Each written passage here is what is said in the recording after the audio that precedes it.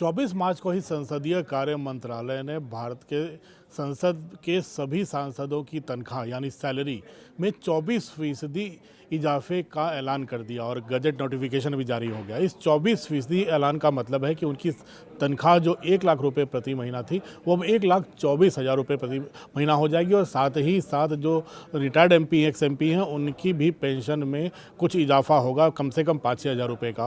अब दिक्कत यह है कि मंदी चल रही है, आर्थिक मंदी, कई जगहों पे लगता है कि जनता आवाज़ उठाने लगती है, कई जगह मिसकंसेप्शन हो जाता है कि ये लोग आर्बिट्रेरी हाइक कर रहे हैं, कि सांसद अपनी सैलरी खुद बढ़ाए जा रहे हैं। तो इसी मिथ्या को दूर करने के लिए मैं एक छोटी सी कहानी से अपनी ये बातचीत शुरू करना चाहूँगा। ये कहानी है कि जब प्रधानमंत्री मोदी ने शपथ ली, उसके बाद जब पहली टर्म में सरकार बनी तो संसद में प्रधानमंत्री मौजूद थे। कुछ सांसदों ने समय लिया था, उसमें 1-2 यूपी के भी सांसद थे। वो अंदर पहुँचे प्रधानमंत्री के पास, उसमें 1-2 ने अपने कहा कि सैलरी हमारी बहुत कम है, प्रधानमंत्री जी इस पर बढ़ाने पर विचार होना चाहिए। प्रधानमंत्री ने उन्हें बुरे तरीके से डांटा और इसके बारे में कहा था, इसके बारे में बिल्कुल सोचे भी नहीं, क्योंकि जो मिल रहा है अभी बात करें।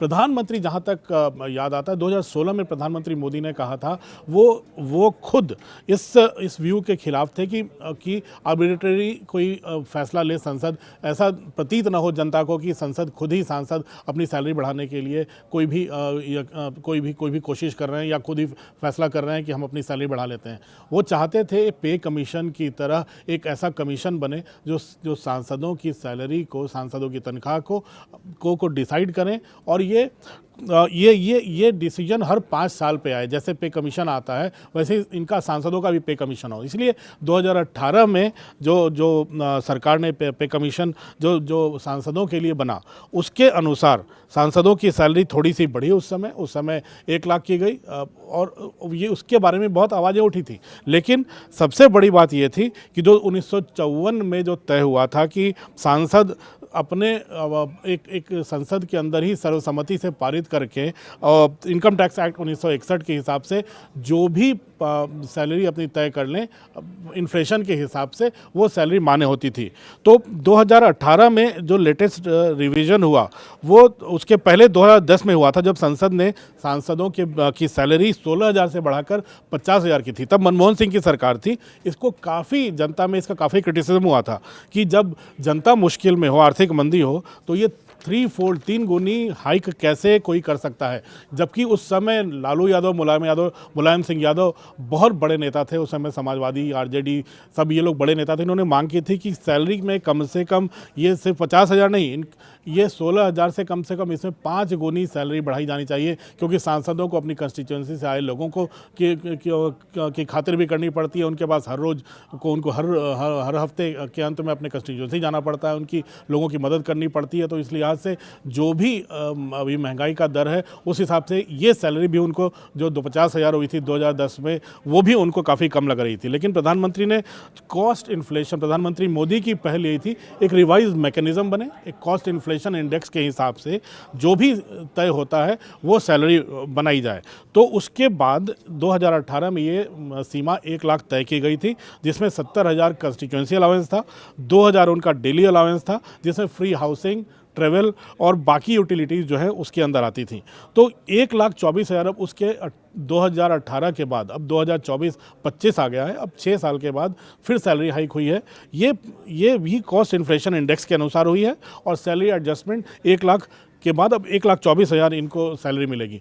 तो यहीं पर हमें बताना है कि ये अब वो दौर नहीं रहा 1954 का हो, 60 का हो, 70 का दशक हो, जब आर्बिट्रेरी फैसले ले लिए जाते थे और संसद आपस में तय करके सैलरी हाइक कर लेते थे अपना। अब प्रधानमंत्री मोदी की पहल से एक प्रैग्मेटिक अप्रोच अपनाया गया है और ये सैलरी हाइक जो हुआ है एक कमीशन के एक पूरी टीम, एक कमीशन है, उसने तय किया है कॉस्ट इन्फ्लेशन इंडेक्स को देखते हुए।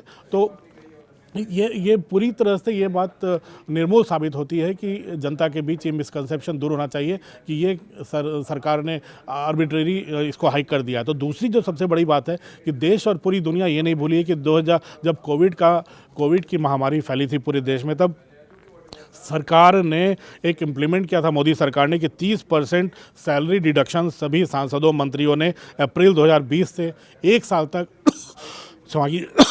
तक अपनी 30% सैलरी कम ली थी। तो ये भी लोगों की भूलने की बात नहीं है।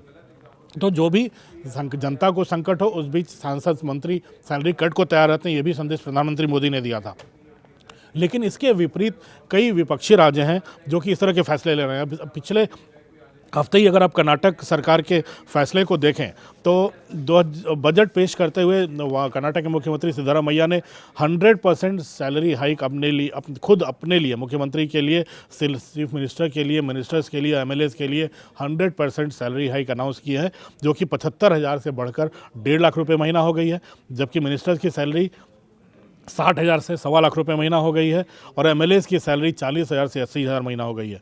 ये पूरे कर्नाटक सरकार पर अतिरिक्त 62 करोड़ का बर्डन डालेगा स्टेट एक्सचेकर पर। यह भी बहुत बड़ी चिंता की बात है केंद्र सरकार के लिए कि जो सरकार जो फ्रीबीज अनाउंस करके भी बांट नहीं पा रही है, अपने विधायकों को देने के लिए इतने पैसे कहाँ से लाएगी। यानी कि इस पूरे के पूरे जो टोटल मंथली इनकम है, अब कर्नाटक के विधायकों का, मंत्रियों का और मुख्यमंत्री का 3 लाख से बढ़कर 5 लाख तक हो जाएगा और टेक होम सैलरी उनकी 2 लाख रुपए तक की हो जाएगी। दूसरा, अगर आप देखें तो झारखंड मुक्ति मोर्चा की सरकार ने 2024 में अपने चीफ मिनिस्टर, एमएलएज और मिनिस्टर्स की सैलरी में भी 50% का इजाफा किया था। 2023 में केजरीवाल ने एक मैसिव 136% सैलरी हाइक की थी अपने लिए, खुद मुख्यमंत्री के लिए, और उनकी सैलरी 1,70,000 रुपये प्रति महीना हो गई थी। ऐसे कई उदाहरण हमारे सामने आते हैं कि जबकि केजरीवाल ने 2015 में एक डिमांड किया था कि एमपीज़ की सैलरी में 300% हाइक होनी चाहिए। तो ममता बनर्जी इसी तर्ज पर ममता बनर्जी की बात कर लें तो 2023 में ममता बनर्जी ने पे डिस्पैरिटी की बात करते हुए, दूसरे राज्यों में एमएलएज की सैलरी की बात करते हुए, अपने राज्य में विधायकों की सैलरी 50% बढ़ाई थी, जो कि 80,000 से बढ़कर 1.25 लाख रुपए तक पहुंच गई थी। तो ये तमाम उदाहरण है ये दिखाने के लिए कि केंद्र सरकार काफ़ी फूंक कर कदम रख रही है, जनता की भावना का भी ख्याल रख रही है। एक पे कमीशन बनाया है जो कॉस्ट इन्फ्लेशन इंडेक्स देखकर हर 5 साल के बाद सैलरी बढ़ाने की बात करता है। अगर प्रोफेसर्स की, अगर ब्यूरोक्रेसी की, अगर प्राइवेट सेक्टर में काम कर रहे लोगों की, मजदूरों की, हर जगह की अगर सैलरी में अगर इजाफा हो रहा है, उनकी तनख्वाहों में इजाफा हो रहा है, तो सांसद जो कि 15-15, 16-16 लाख लोगों को रिप्रेजेंट करते हैं, अगर उनकी सैलरी इजाफा नहीं हुआ तो वो जनता के बीच जाएंगे कैसे और सेवा भी कैसे करेंगे। और एक प्रैग्मेटिक अप्रोच अपनाया गया है पूरे के पूरे जो एमपीज़ की सैलरी को देने के सिस्टम को लेकर। इसलिए अब 1 लाख उनकी सैलरी थी, 1,24,000 हुई है। कुछ एक्स एमपीज़ की भी सैलरी बढ़ी है। तो अब संदेश यही है कि इसके बारे में कोई दुर्भावना न रखी जाए जनता के बीच में। बाकी राज्यों में जो विपक्षी रूल्ड स्टेट्स हैं उनकी तुलना में सांसदों की सैलरी में वो हाइक नहीं दिया गया है जिसको लेकर मिसकंसेप्शन बनाया जा रहा है।